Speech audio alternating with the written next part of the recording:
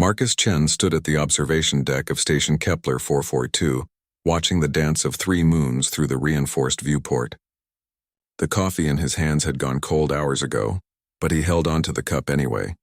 It was Earth coffee, real Earth coffee, worth more than most people's monthly salary out here in the frontier systems. The station hummed with activity even at this late hour. Merchants, diplomats, and travelers from dozens of species moved through the corridors below. Marcus had been stationed here for 2 years as the human liaison, and he thought he'd seen every type of being the galaxy had to offer. He was wrong. The voice came from behind him, soft and melodic with an accent he couldn't place. "You don't remember me, human," she said. The words carried weight, like they meant more than they should. Marcus turned slowly, expecting to see another trade representative or perhaps a lost tourist. Instead, he found himself looking at someone who defied easy categorization. She was humanoid, roughly his height, with skin that seemed to shift between silver and pale blue depending on the light. Her hair was white as starlight, braided with small crystalline ornaments that caught the reflection of the moons outside. But it was her eyes that stopped him cold. They were violet, deep and endless, with flecks of gold that seemed to swirl like distant galaxies. And somehow, impossibly, they were familiar. Marcus felt something stir in the back of his mind, like a word on the tip of his tongue that wouldn't come. "I'm sorry," he said, setting down his coffee cup with hands that trembled slightly. "Have we met? I'm Marcus Chen, the human diplomatic attaché." She smiled, and it was sad and beautiful and heartbreaking all at once. "Yes, we have met. Many times. But you wouldn't remember, would you? Your people never do." Marcus studied her face, searching for any memory that might explain the strange recognition he felt. She moved with a grace that seemed almost ethereal, her clothing flowing around her like liquid starlight. Everything about her was alien, and yet, "I'm Lyrian of the HFY," she said, extending a hand that was just slightly too long, with fingers that tapered to points. "I serve as a cultural observer for my people." Marcus shook her hand, and the moment their skin touched, something electric passed between them. For just an instant he saw flashes of images he couldn't quite grasp. A garden under alien stars. 2 figures walking together, laughing. The same violet eyes filled with warmth instead of sadness. "Are you all right?" Lyrian asked, withdrawing her hand quickly. "You look pale." "I'm fine," Marcus lied, though his heart was racing. "It's just your eyes. They seem familiar somehow." Lyrian's expression grew complex, hope and pain warring across her features. "Perhaps they should be. Tell me, Marcus Chen, do you dream?" The question was so unexpected that Marcus almost laughed. "Everyone dreams. But do you remember your dreams?" Marcus paused. It was true that his dreams had been vivid lately, filled with places he'd never been and people he'd never met. He'd attributed it to the stress of his position, the constant negotiations between species that had been at war for generations. Sometimes, he admitted, and in these dreams, do you ever see a world with silver trees and purple skies? Do you walk through gardens where the flowers sing in harmonies that make your soul ache with their beauty? Marcus felt the blood drain from his face. He had dreamed of exactly such a place many times. In those dreams, he'd felt more at peace than he ever had in waking life. "How could you possibly know that?" he whispered. Lyrian moved closer, and Marcus caught a scent like rain on copper, strange but pleasant. "Because you were there once. We were there together. You don't remember because your people aren't supposed to remember. But the HFY never forget." "That's impossible," Marcus said, though even as he spoke the words, doubt crept into his voice. "I've never been to your homeworld. I've barely been off this station since I arrived." "Not in this life," Lyrian said quietly. The words hung in the air between them like a challenge to everything Marcus thought he knew about reality.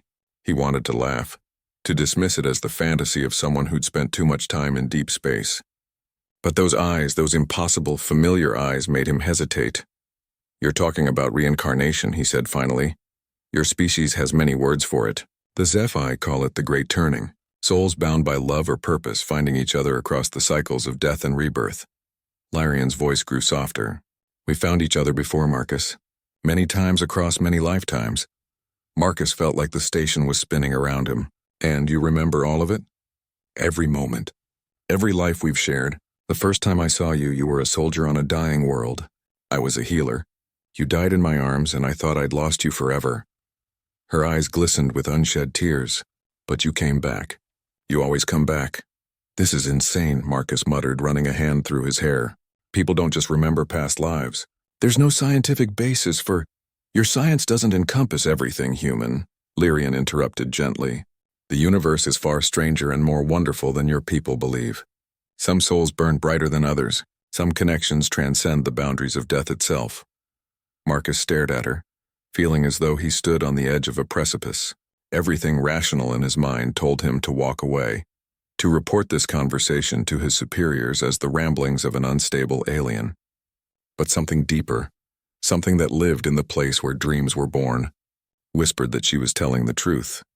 "If what you're saying is real," he said slowly, "if we really have met before, then why can't I remember?" Lyrian's smile was tinged with ancient sadness. "Because remembering hurts, Marcus. Your soul knows me, recognizes me, but your mind protects you from the pain of knowing what you've lost and found and lost again." The observation deck fell silent except for the distant hum of the station's systems. Marcus felt something shifting inside him, like a door that had been locked for years finally beginning to open. "Show me," he said. Lyrian studied Marcus's face for a long moment, searching for something in his expression. Finally, she nodded and placed her hand gently on his temple. Her skin was warm, warmer than he'd expected, and there was a slight tingling sensation where she touched him. "Close your eyes," she whispered. "Let me show you what your dreams have been trying to tell you." Marcus hesitated for only a second before following her instruction. The moment his eyes closed, the world around him dissolved. He found himself standing in a vast field under an alien sky painted in shades of deep purple and gold. The grass beneath his feet was silver, each blade catching the light of twin suns that hung low on the horizon. In the distance, crystalline mountains rose like jagged teeth against the colorful sky. But he wasn't alone in this strange landscape. Beside him stood a figure in primitive leather armor, carrying a sword that seemed to be made from the same crystalline material as the mountains. It took him a moment to realize he was seeing himself, but not as Marcus Chen the diplomat. This version of him was younger, harder, with scars across his arms and a weariness in his eyes that spoke of battles fought and friends lost. The War of the Shattered Moons. Lyrian's voice seemed to come from everywhere and nowhere. "Your name was Kale in that life. You were part of the human expeditionary force sent to help defend the outer colonies." The scene shifted around them like pages turning in a book. Now he was in a medical tent, lying on a cot while someone tended to a deep wound in his shoulder. His caretaker had silver-blue skin and white hair, and when she looked up from her work, he saw those same violet eyes that had haunted his dreams. "I was called Sira then," Lyrian's voice continued, "a field medic assigned to the refugee camps. The first time you were brought to my tent, I thought you were going to die. The plasma burn went clear through your shoulder and into your lung." Marcus watched this other version of himself grab the healer's wrist with desperate strength. "Don't let me die," the wounded soldier whispered. "I haven't done enough good yet. I haven't made up for all the mistakes." Sira's eyes filled with compassion. "Then stay," she said simply. "Stay and do the good you came here to do." The memory shifted again. Now he saw Kale and Sira walking together through the same silver grass field, but this time it was peaceful. The war was over, the colonies saved, and they had found something unexpected in each other. "You were supposed to return to Earth," Lyrian narrated. "Your tour of duty was finished, but you chose to stay." "For you," Marcus whispered, the words coming from some deep part of him that remembered. "For us," Lyrian corrected gently. "We built a life together on Zephi. You learned our ways, our customs. You helped establish the first permanent human settlement on our world. For 30 years we were happy." The images flowed faster now. He saw Kyle and Sira in a ceremony under the light of 3 moons, their hands bound with silver cord as they spoke vows in a language that sounded like music. He saw them working side by side in vast gardens where the plants really did sing in harmony. He saw quiet moments by a lake that reflected the purple sky like a mirror, and then he saw Kale dying, old and peaceful, with Sira holding his hand as his breath grew shallow. "I promised you," Sira said to the dying man, "that if there was a way, I would find you again." Marcus felt tears on his cheeks as Lyrian gently withdrew her hand from his temple. When he opened his eyes, they were back on the observation deck of Station Kepler 442, but everything felt different now. The memory wasn't just something he'd been shown. It felt real, personal, like it belonged to him. That was just the first time. Lyrian said softly. There have been others. How many others? Marcus asked, his voice hoarse. 7 lifetimes where we found each other, not always as lovers, sometimes as friends, sometimes as allies in a cause greater than ourselves. But always there was recognition. Always there was connection. Marcus slumped against the viewport, overwhelmed. Why don't other humans remember? Why is it just me? Lyrian moved to stand beside him, close enough that he could feel the warmth radiating from her skin. Some souls are old, Marcus. Ancient beyond measure. Your people call them old souls, though they don't usually understand what that truly means. You've lived many lives across many worlds in many forms. The weight of all that experience leaves marks that transcend individual incarnations. And you remember everything?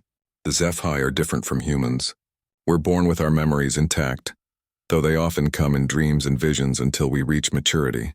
It's why our lifespans are so much longer than yours. We carry the wisdom of all our previous lives from birth. Marcus thought about his childhood, about dreams he'd had as a boy that had seemed so real, so vivid, that he'd been disappointed to wake up. Dreams of flying through starfields, of fighting monsters made of shadow and flame, of standing in courts of crystal and light as various alien species negotiated treaties he couldn't understand. The dreams I had as a child, he said slowly. They weren't just dreams, were they? Memories bleeding through, Lyrian confirmed. Your consciousness trying to integrate lifetimes of experience into a mind that wasn't designed to hold them all. They stood in comfortable silence for a while, watching the dance of the 3 moons. Finally, Marcus spoke again. In that first life as Kale and Syra, how did it end? Lyrian's expression grew distant. You lived a full life and died peacefully in our bed on HFY. I mourned you for decades before my own death. But even as you took your last breath, you promised you would find a way back to me. And in the other lives, different stories, different endings. Sometimes we had years together, sometimes only days. Once we met during a plague that wiped out entire star systems. You were a doctor, I was a researcher.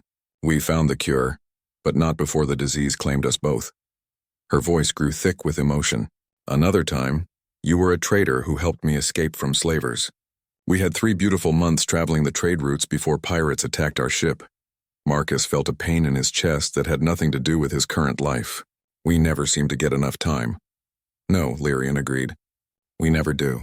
But each life, each meeting, the connection grows stronger. Each time we find each other faster, recognize each other sooner. Is that why you're here? On this station?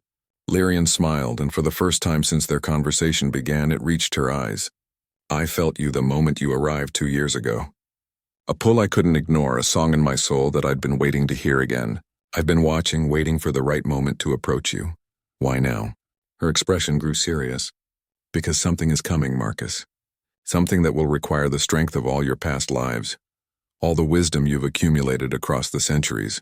The dreams you've been having aren't just memories of the past. Some of them are visions of what's to come. The weight of Lyrian's words settled over Marcus like a heavy blanket.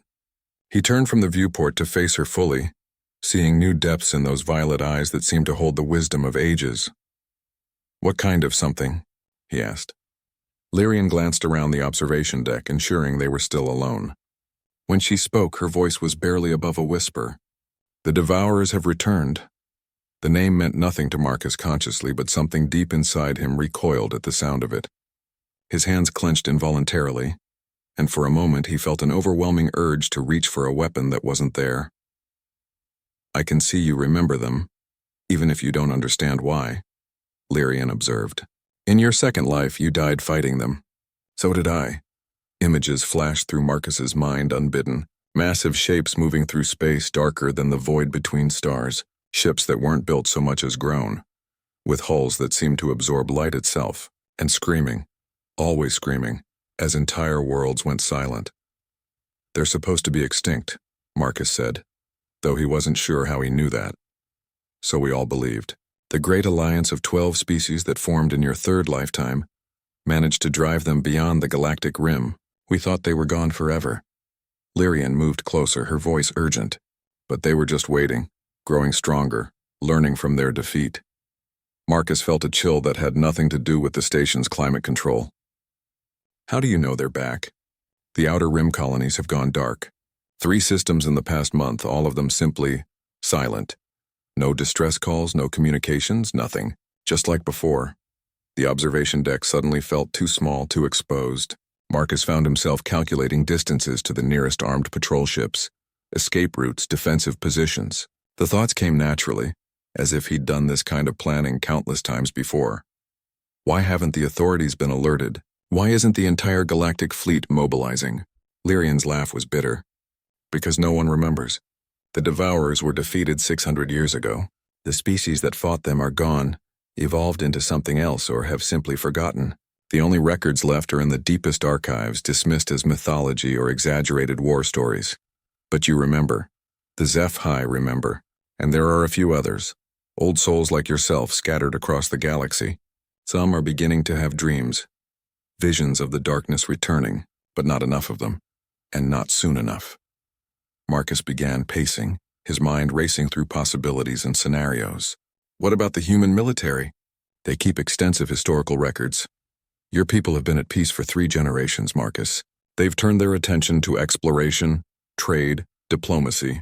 The last time humanity faced a threat that required total mobilization was the Centauri Rebellion, and that was hardly more than a police action. So we're defenseless. Worse than defenseless, Lyrian said grimly. We're complacent. The current generation of leaders across all species has never faced a true existential threat. They don't understand what's coming. Marcus stopped pacing and looked directly at her. But you think I can help change that? I think you're the only one who can. In your past lives, you weren't just a soldier or a healer or a trader. You were a unifier. Someone who could bring different species together for a common cause. It's why your soul keeps returning to positions of influence and diplomacy. The truth of her words resonated in his bones. Even in his current life as a diplomatic attaché, Marcus had shown an unusual talent for mediating between species that had been enemies for generations. He'd helped negotiate 3 major trade agreements and had personally prevented 2 wars through careful diplomacy. In our third life, Lyrian continued, you convinced 12 species to put aside centuries of hatred and mistrust to face the Devourer threat. You did it by showing them that survival was more important than pride, that cooperation was stronger than conquest. And how did that end? Lyrian's eyes grew distant with pain. Victory, but at a terrible cost. Billions died. Entire civilizations were lost. You and I were on the final assault ship when we broke their main fleet. We died together when our ship rammed their command vessel. Marcus felt an echo of that sacrifice, a memory of choosing certain death to save countless lives. The weight of it was staggering. I don't know if I can do that again, he admitted quietly. You won't have to do it alone this time, Lyrian said, reaching out to take his hand. I've spent this entire lifetime preparing. I've studied every record, every fragment of information about the Devourers that still exists. I know their weaknesses, their patterns. More importantly, I know where to find others like us. Others? Souls who were there during the last war. Most of them don't remember consciously, but they can be awakened. There's a Crashan naval commander named Thex who dreams of void ships every night. A human admiral called Sarah Morrison who has nightmares about burning fleets. A Helix collective node that keeps calculating defensive formations for no reason it can explain. Marcus felt a spark of hope. How many? Perhaps a dozen that I've identified. Maybe more that I haven't found yet. Not nearly as many as we had last time, but enough to form a core of leadership that remembers how to fight this enemy. The implications began to sink in. You're talking about convincing multiple governments to take action based on the dreams and visions of people who claim to remember past lives. They'll think we're insane. Some will, Lyrian agreed, but others will listen when the evidence starts mounting. The darkened colonies, the lack of refugees, the way entire systems have simply vanished without a trace. Once people start looking for the pattern, they'll see it. Marcus thought about his position on the station, the access he had to diplomatic channels and military communications. It would be risky, potentially career-ending, but if Lyrian was right about the threat, where do we start? He asked. Relief flooded Lyrian's features. There's a gathering next week on Proxima Station. Trade representatives from all the major species will be there for the annual Commerce Summit. It's the perfect opportunity to make contact with some of our old allies. And if they don't believe us, then we pray the Devourers take their time reaching the core worlds. Lyrian's grip on his hand tightened. But Marcus, you have to understand, time is not on our side. In my visions, I've seen the pattern of their advance. They're not just destroying colonies at random. They're moving systematically, cutting off communication routes, isolating systems. They're preparing for something bigger. How much time do we have? Lyrian looked out at the 3 moons, their light casting shadows across her face. 6 months. Maybe less. When they're ready, they'll move on the core worlds all at once. Earth, Zeph High Prime, the Crash and Homeworld, all of them simultaneously. If we don't have a unified defense ready by then, she didn't need to finish the sentence. Marcus could see the outcome in his dreams, in the memories that weren't quite memories. Entire civilizations reduced to silence and shadow. Then we'd better get started, he said. The journey to Proxima Station took 3 days aboard the diplomatic transport Harmony's Edge. Marcus had requested the ship under the pretense of conducting preliminary negotiations for the upcoming summit, but in reality he and Lyrian spent the time preparing for what might be the most important conversations of their lives. Lyrian had brought with her a collection of artifacts and documents that she'd gathered over decades of research. Ancient star charts showing the original Devourer advance patterns, technical specifications for weapons and defensive systems that had proven effective in the last war, and most importantly, detailed psychological profiles of the souls they hoped to awaken. "Tell me about Thex," Marcus said as they reviewed the files in the ship's secure briefing room. "Commander Thex 9 of the Krashen 4th Fleet," Lyrian replied, pulling up a holographic display showing a massive, crystalline being with 6 arms and multifaceted eyes. In his past life, he was called Thex Prime, and he was the greatest naval strategist the galaxy had ever seen. He developed the hammer and anvil tactics that broke the Devourer front lines at the Battle of Sigma Draconis. Marcus studied the tactical diagrams that accompanied the profile. Even without conscious memory, the strategies felt familiar, elegant in their simplicity and devastating in their effectiveness. "The current Thex 9 is considered brilliant but reckless by his superiors," Lyrian continued. "He keeps proposing defensive formations that make no sense for current threats, but would be perfect against Devourer swarm tactics." "And Admiral Morrison?" "She was Captain Sarah Chen in our timeline, no relation to you despite the surname. A human who specialized in deep space reconnaissance and hit-and-run tactics against superior forces. She died covering the evacuation of the Kepler colonies." Lyrian's expression grew soft with remembered grief.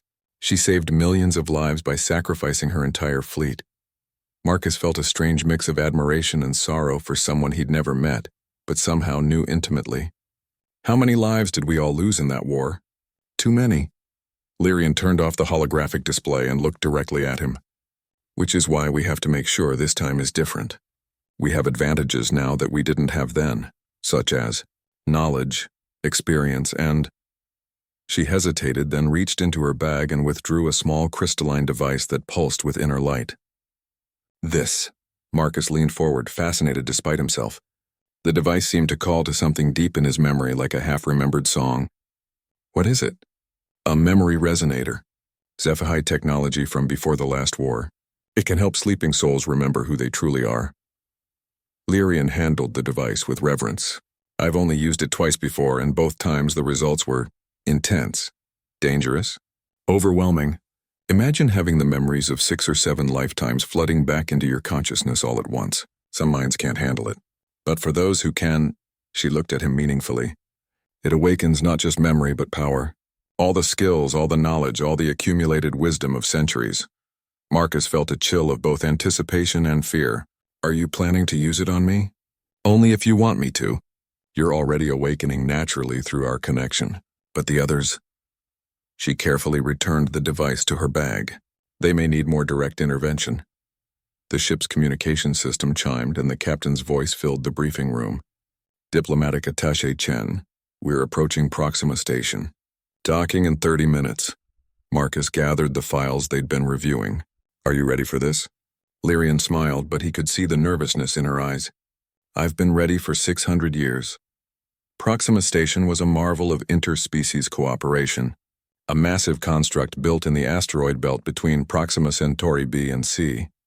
Representatives from over 40 different species maintained permanent facilities there, making it the de facto capital of galactic commerce and diplomacy. Their first meeting was with Commander Thex 9, whom Marcus had arranged to see under the guise of discussing new trade route security measures. The Krishan commander was even more imposing in person than his hologram had suggested, standing nearly 3 meters tall with crystal formations that caught and refracted the station's lighting into rainbow patterns. Attaché Chen, Thex 9 said in the harmonic, multi-toned voice of his species. Your message mentioned concerns about outer rim security. Are you referring to the recent communication blackouts? Marcus and Lyrian exchanged glances. It was the opening they'd hoped for. Yes, Commander. We believe these blackouts represent a pattern that poses a significant threat to galactic security. Marcus activated a holographic display, showing the affected systems. We're hoping someone with your strategic expertise might see connections that others have missed. Thex 9's multifaceted eyes focused on the display, and Marcus saw something shift in the alien's posture. The casual attention became sharp, predatory focus. This formation, Thex 9 said slowly, his harmonic voice dropping to a lower register. I've seen this before, but that's impossible. Lyrian stepped forward. Not impossible, Commander. Just forgotten. You've seen it in dreams, haven't you? Fleets of darkness moving in perfect coordination, striking at communication hubs and supply lines before advancing on the core worlds.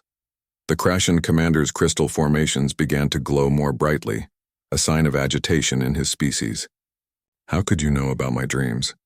They are private thoughts, because you're not the only one having them, Marcus said.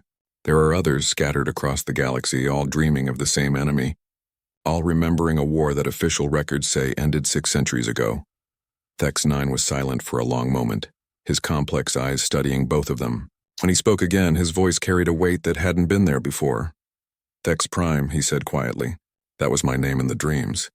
I commanded fleets against an enemy that devoured light itself. Lyrian nodded. You developed the Sigma formation that broke their central command structure. You saved the galaxy once before, Commander. We need you to do it again. The next hour was spent in intense conversation as Lyrian carefully revealed more details about their shared past and the current threat. Thex 9 listened with growing alarm and recognition, occasionally interjecting with tactical observations that came from deep, unconscious memory. If what you're telling me is true, the commander said finally, then my people are in grave danger. The Krashen Empire has grown complacent. Our fleets are designed for territorial defense, not the kind of total warfare you're describing. Which is why we need to act quickly, Marcus said. We have 6 months, maybe less, before they move on the core worlds. We need to convince the major powers to begin coordinating their defenses. And you believe Admiral Morrison will be receptive to this revelation? She's been having the same dreams you have, Lyrian assured him. Her unconscious mind already knows the truth. She just needs help remembering it consciously.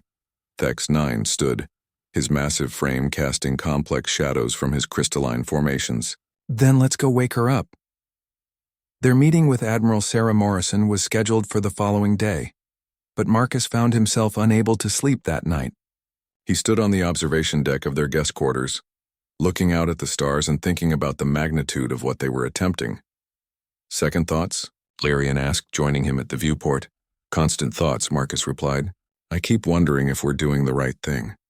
Awakening people to memories of trauma and loss, asking them to fight a war they already died in once before. Lyrian was quiet for a moment, then spoke with the voice of someone who had wrestled with the same doubts. In our 4th life together, we were researchers on a space station not unlike this one. We discovered evidence of a plague that was spreading through the outer colonies, something that would eventually reach the core worlds and kill billions. What did we do? Nothing. We decided it wasn't our responsibility, that someone else would discover it and take action. We were wrong. Her voice grew heavy with regret. 20 billion people died because we chose comfort over duty. Marcus felt the weight of that failure, a burden carried across lifetimes. And if we're wrong this time? If we cause a panic over nothing, then we'll be wrong together, Lyrian said, taking his hand. But if we're right, and we do nothing? Marcus squeezed her hand, feeling the connection that transcended individual lifetimes. Then let's make sure we're not wrong. Admiral Sarah Morrison was smaller than Marcus had expected, a compact woman in her 50s with steel-gray hair and eyes that seemed to see everything at once. She received them in her private office aboard the human dreadnought Indomitable, which was docked at Proxima Station for the trade summit. "Attaché Chen," she said, gesturing for them to sit. "Your message was intriguing. You mentioned having information about the Outer Rim communications blackouts." Marcus had learned from their success with Commander Thex 9 that a direct approach worked better than dancing around the subject. "Admiral, how long have you been having dreams about burning fleets?" Morrison's composed expression cracked for just a moment, surprise and something that might have been relief flickering across her features. "That's a very personal question, Attaché. It's also a very important one," Lyrian said gently. "Because those dreams aren't random. They're memories bleeding through from a previous life, warnings from a past that's about to become the present." The Admiral studied them both for a long moment, then touched a control on her desk. "The office's security shields activated, blocking all external surveillance. I've been having the dreams since I was a child," Morrison admitted quietly. "Fleets of impossible black ships, enemy formations that moved like living things, and always the sound of worlds dying." She looked directly at Marcus. "In the dreams I know you. Both of you. We fought together against something that shouldn't exist." Marcus felt the familiar shock of recognition. "Captain Sarah Chen, you commanded the 15th Reconnaissance Squadron during the evacuation of the Kepler colonies." Morrison's breath caught. "How could you possibly know that name?" "I've never told anyone about the dreams, never." Lyrian reached into her bag and withdrew the memory resonator. "Admiral, what we're about to show you will change everything you think you know about reality. But before we begin, you need to understand that once you remember, there's no going back. The weight of all those lifetimes, all that knowledge and pain will be yours to carry." Morrison looked at the crystalline device with fascination and wariness. "And if I choose not to remember, then in 6 months, maybe less, you'll watch the same tragedy unfold that you died trying to prevent 600 years ago," Marcus said. "Except this time, we might be able to change the outcome." The Admiral was silent for several minutes, staring out at the stars through her office viewport. Finally, she turned back to them with the decisive expression that had made her one of humanity's most respected military leaders. "Do it." The memory resonator's activation was unlike anything Marcus had witnessed before. Lyrian placed the device on Morrison's temple, and immediately the Admiral's eyes went wide, then rolled back as her consciousness was flooded with centuries of accumulated experience. For nearly an hour, Morrison sat motionless while the device worked its strange magic. Marcus watched her face cycle through expressions of pain, joy, rage, and sorrow, as lifetimes of memory integrated with her current consciousness. When it was over, she slumped forward, exhausted but somehow more present than she'd been before. "Sarah," she whispered, tears streaming down her face. "My name was Sarah Chen, and I died ramming my ship into a Devourer command vessel to buy time for the civilian transports." She looked up at Marcus with eyes that held the wisdom of ages. "And you're Marcus. My God, how many times have we done this?" "Too many," Marcus said softly. "But this time might be different." Morrison, Sarah, wiped her eyes and straightened in her chair, the military commander reasserting control. "Tell me about the current situation. How far have they advanced?" Lyrian activated a holographic display, showing the recent communication blackouts. 17 systems in the past 2 months. They're moving faster than last time and more systematically. They've learned from their previous defeat. Sarah studied the tactical display with eyes that now held 600 years of strategic experience. "They're not just cutting off communications. They're harvesting resources, building up their fleet strength before the main assault. And this pattern?" She manipulated the display, highlighting certain systems. "They're deliberately avoiding any area with significant military presence. They want us complacent until it's too late." "What's our time frame?" Marcus asked. "Based on this advance pattern, I'd say 4 months before they move on the core worlds. Maybe 3 if they accelerate." Sarah's expression was grim. "We need to start mobilizing immediately." "Which brings us to our next problem," Lyrian said. "How do we convince the galactic leadership to take action based on the recovered memories of a few individuals?" Sarah was quiet for a moment, then activated her personal communication system. "Commander Thex 9, please report to Admiral Morrison's office immediately. Priority Alpha clearance." The Krashen commander arrived within minutes, his crystalline form reflecting the office's lighting and complex patterns. "Admiral Morrison, you requested my immediate presence." Sarah looked at him with the eyes of someone who had fought beside him across multiple lifetimes. "Hello, old friend. Are you ready to save the galaxy again?" Dex-9's harmonic voice carried a note of relief. I was beginning to wonder if I was the only one who remembered. My tactical computers have been running simulations for threats that officially don't exist. "You're not alone," Sarah assured him. "The question is, how many others can we awaken and how quickly?" Marcus pulled up Lyrian's list of potential allies. "We've identified 12 individuals across the major species who show signs of past life memory bleeding. But awakening them individually will take too long." "Then we don't awaken them individually," Sarah said. "Thex, what's the current status of the joint military exercises scheduled for next month?" "The Galactic Defense Coordination Summit? It's proceeding as planned. Representatives from all major fleet commands will be present for war games and tactical demonstrations." Sarah smiled grimly. "Perfect. We're going to turn a routine military exercise into the largest awakening ritual in galactic history." Lyrian looked concerned. "Sarah, using the memory resonator on that many people at once, we don't know what the effects might be. Some minds might not be able to handle the sudden influx of memories." "Then we'll have to be selective," Sarah replied. "We identify the most critical souls first, the ones whose memories and skills are essential for coordinating a galactic defense. The others can be awakened gradually as circumstances allow." Marcus felt a chill of anticipation mixed with dread. "You're talking about fundamentally altering the consciousness of some of the most powerful military leaders in the galaxy." "I'm talking about giving them back knowledge that's rightfully theirs," Sarah corrected. "These aren't random people we're experimenting on. These are souls who fought this war before, who earned the right to remember through sacrifice and loss." Thex-9's crystalline formations pulsed with agreement. "The Admiral is correct. If the Devourers have truly returned, then half measures will only delay the inevitable. We need every advantage, every piece of knowledge from the previous war." A soft chime from Sarah's communication system interrupted their planning. She activated the incoming message, and a young lieutenant's face appeared in the holographic display. "Admiral Morrison, we're receiving a priority transmission from the Outer Rim." "It's unusual, ma'am." "Define unusual, Lieutenant."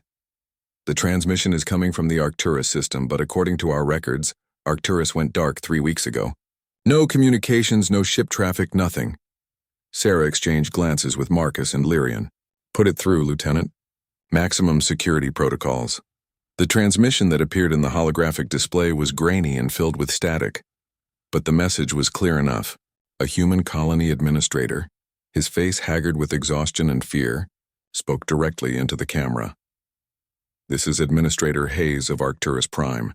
If anyone receives this message, do not approach our system. Repeat, do not approach. They're not dead. The colonies, the ships, the people, they're not dead. They're being changed, converted. The Devourers aren't just destroying anymore. They're building something. An army of..." The transmission cut to static. In the silence that followed, Thex-9's harmonic voice was barely above a whisper. "This is new. In the previous war, they only consumed. They never tried to convert." "They've evolved," Lyrian said, her face pale with horror. 600 years to study our technology, our biology, our tactics. They're not just coming back stronger, they're coming back smarter."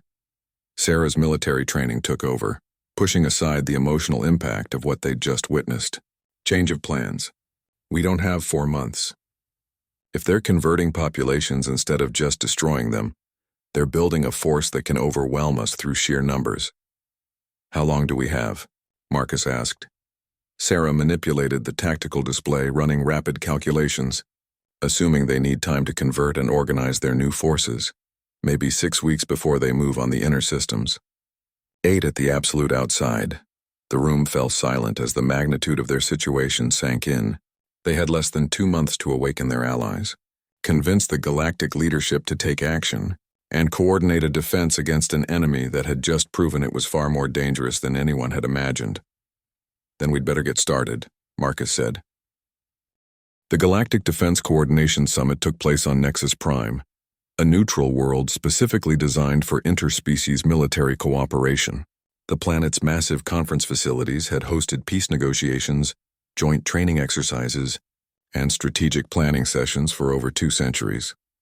Marcus stood in the main assembly hall, watching as military leaders from dozens of species filled the amphitheater-style seating.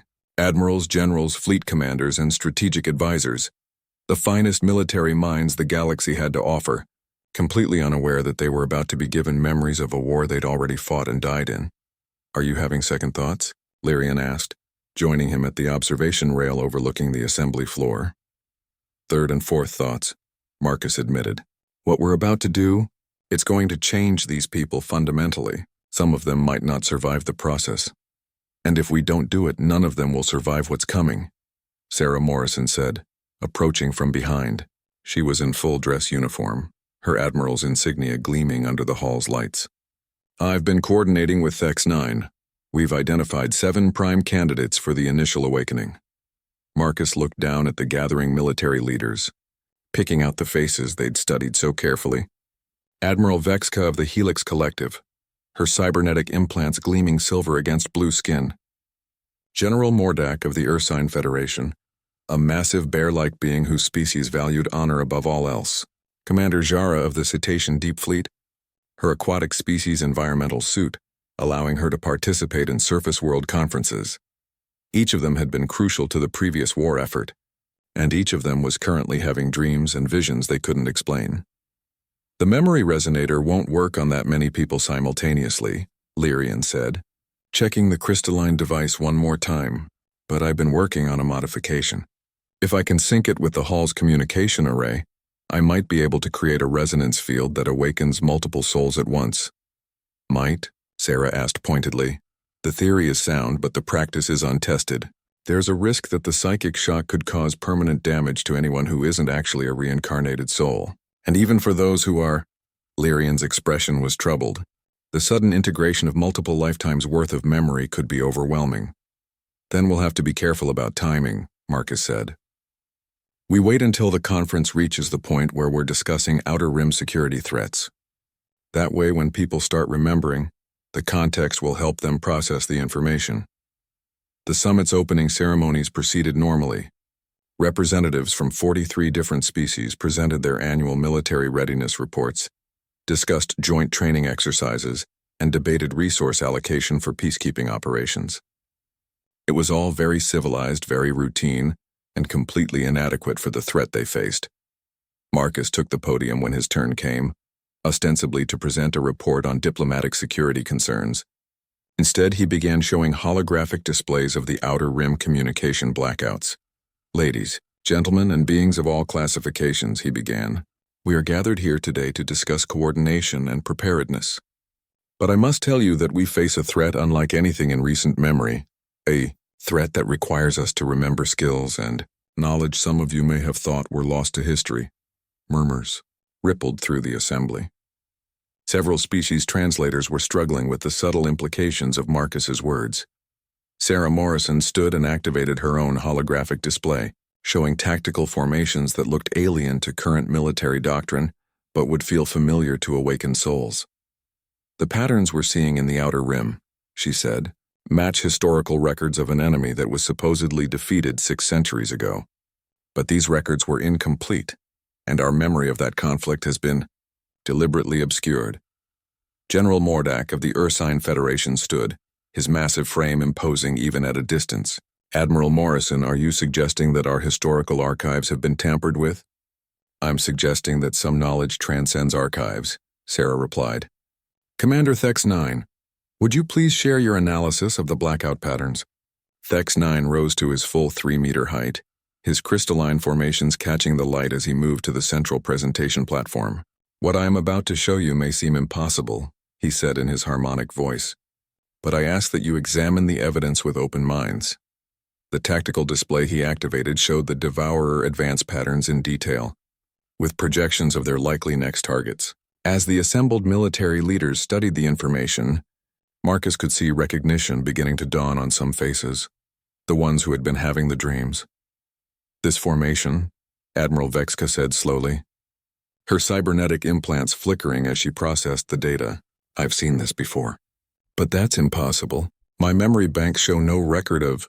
"Because it's not in your electronic memory," Lyrian said, stepping forward with the modified memory resonator. "It's in your soul."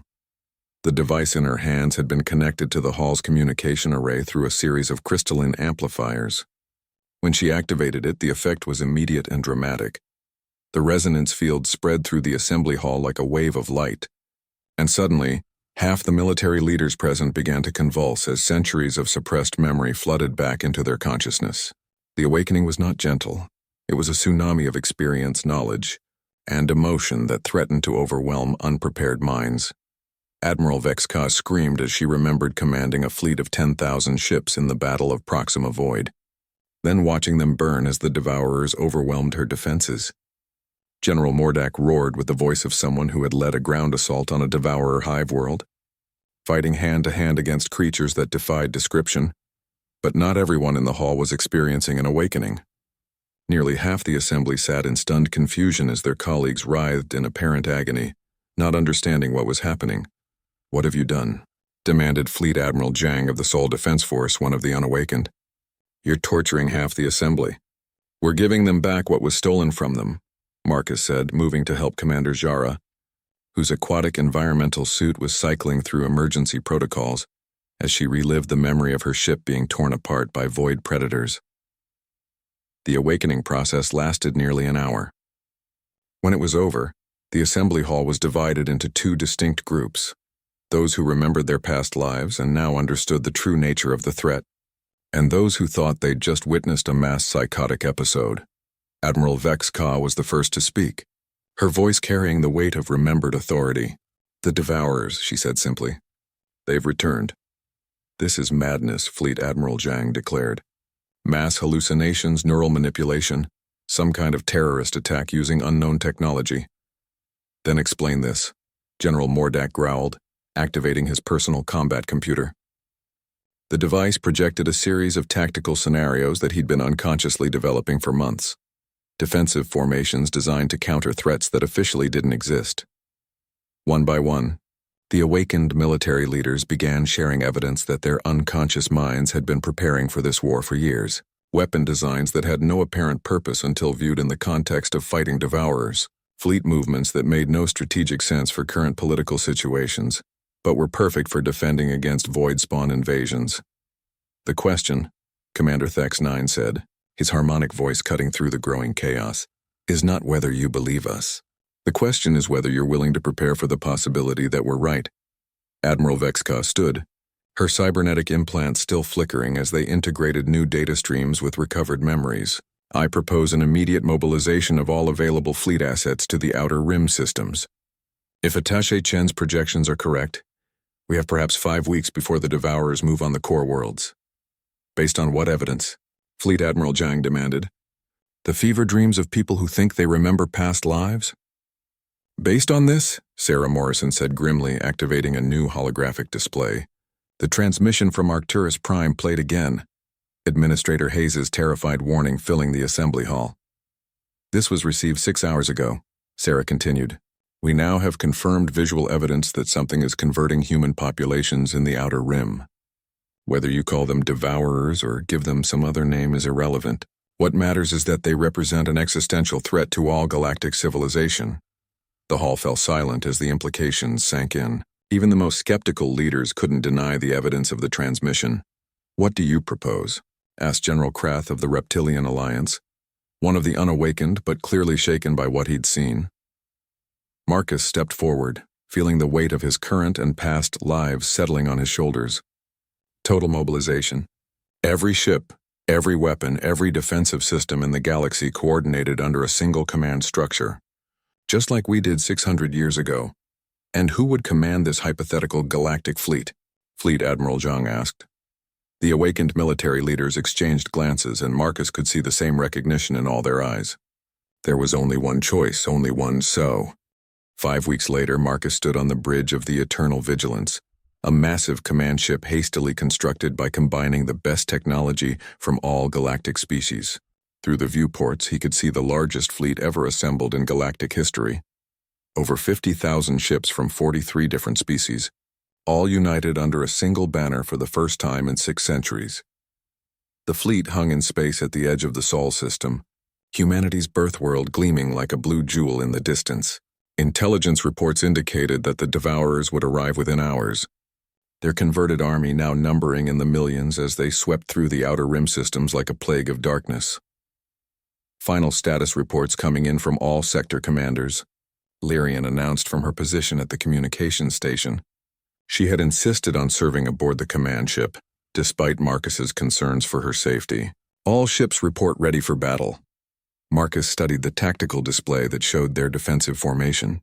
It was a modified version of the Sigma formation that had worked 6 centuries ago, adapted for the larger fleet and updated with new technologies. Commander Thex 9 had spent weeks refining the strategy, his awakened memories combined with current tactical knowledge producing something that was both familiar and revolutionary. Admiral Morrison, status of the converted population rescue protocols? Marcus asked. Sarah Morrison looked up from her station, her expression grim. 47 ships equipped with the neural dampening fields Dr. Lyrian developed. If we can get close enough to the converted forces, we might be able to break their conditioning and restore their original consciousness. But it's untested technology, Marcus. We're essentially performing experimental brain surgery on a galactic scale. Better than writing them off as lost, Marcus replied. In his past lives, they'd had no choice but to view converted populations as casualties of war. This time, Lyrian's research into HFY neural manipulation technology offered hope for a different outcome. The command ship's sensors suddenly blazed with activity as space itself seemed to tear open at the edge of the system. Through the dimensional rifts came ships that looked like living nightmares, organic vessels covered in what looked like black scales, moving with fluid grace that defied conventional physics. Devourer fleet detected, announced Admiral Vex Ka from her position at the sensor station. Numbers are significant. Marcus felt his stomach drop as the tactical display updated with enemy force estimates. How many? Over 200,000 vessels, Vex Ka reported, her cybernetic implants flickering rapidly as they processed the incoming data. And they're not all Devourer ships. Approximately 60% appear to be converted vessels from the outer rim colonies. Through the viewports, Marcus could see the enemy fleet spreading across space like a black stain. Ships he recognized as human Crashen and Helix designs moved alongside the organic Devourer vessels, but their hulls had been corrupted, grown over with the same dark, scale-like material. They're using our own people against us. General Mordak growled from his position coordinating the ground forces. Just like the report suggested, which means we need to be very careful about how we engage, Marcus said. Those converted ships still have living crews aboard. Our primary objective is to disable and recover, not destroy. The enemy fleet began to advance, and Marcus could see their formation was unlike anything from the previous war. Instead of the chaotic swarm tactics the Devourers had used before, this was organized, disciplined, almost human in its strategic thinking. They're using our own tactical knowledge against us, Commander Thex 9 observed. The converted populations aren't just providing ships and bodies. They're providing centuries of accumulated military experience. Marcus felt a chill of recognition. This was exactly the kind of adaptive strategy that had made humanity successful in previous conflicts. The enemy had learned not just to fight like them, but to think like them. All ships, Marcus announced over the fleet communication system. Prepare to engage. Remember, our goal is not just victory, it's recovery. Every ship we save is a step toward healing the galaxy. The battle that followed was unlike anything in recorded history. 2 massive fleets clashed in the space between worlds. The Galactic Alliance forces using their superior coordination and defensive positions to counter the enemy's numerical advantage. Marcus watched the tactical display as Admiral Morrison led a squadron of fast attack ships in a surgical strike against what appeared to be a Devourer command vessel. The organic ship's defenses were formidable, but the human admiral's awakened memories gave her insights into Devourer psychology that current military doctrine couldn't provide.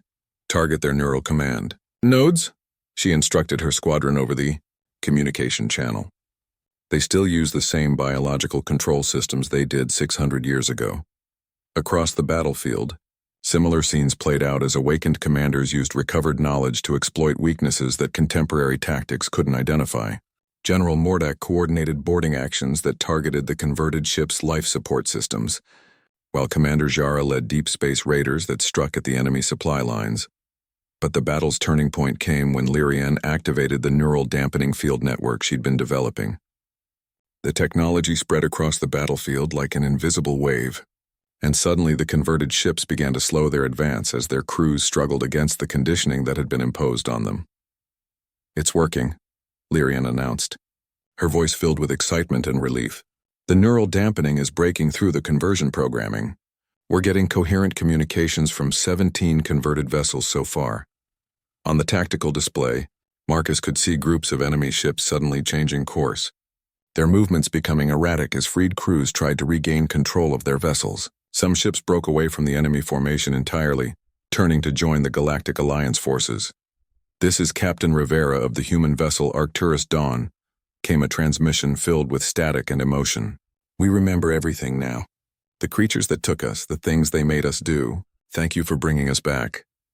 More transmissions followed as the neural dampening field continued to spread.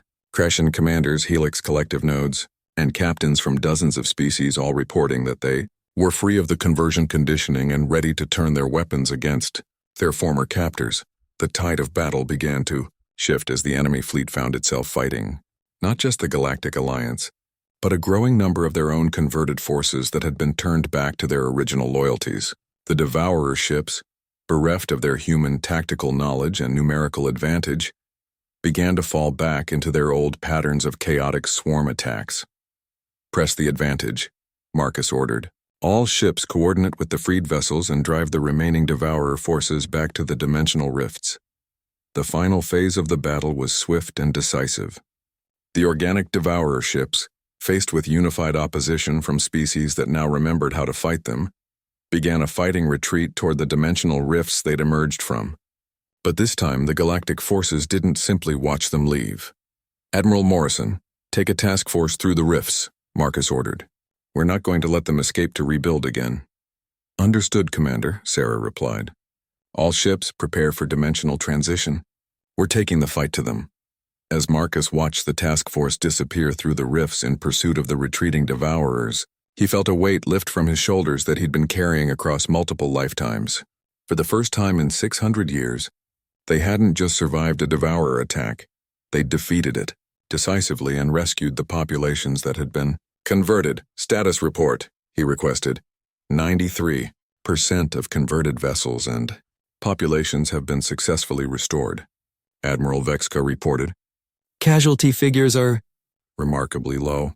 Less than 2% of our forces were lost, and most of those were to ship malfunctions rather than enemy action." Marcus felt a moment of profound gratitude. In their previous lives, victories against the Devourers had always come at terrible cost. This time they'd managed to save almost everyone. "What about the enemy pursuit?" he asked. "Admiral Morrison's task force is reporting success," Lyrian announced from her communication station. "They've located and destroyed the primary Devourer breeding facilities beyond the dimensional rifts. The threat has been eliminated at its source." The bridge fell silent as the magnitude of their success sank in. They hadn't just won a battle, they'd ended a war that had been raging across lifetimes. "Marcus," Lyrian said softly, approaching his command station, "it's over. Really over this time." He turned to look at her, seeing in her violet eyes not just the relief of victory, but something deeper, a peace that came from knowing they'd finally broken a cycle that had bound them across centuries. "What happens now?" he asked. Lyrian smiled, and for the first time since he'd met her, it reached her eyes completely. "Now we get to find out what comes after ever after. We've spent so many lifetimes fighting this war. We never had a chance to discover what we might build together in peacetime." Marcus looked out at the fleet surrounding them, ships from dozens of species working together with a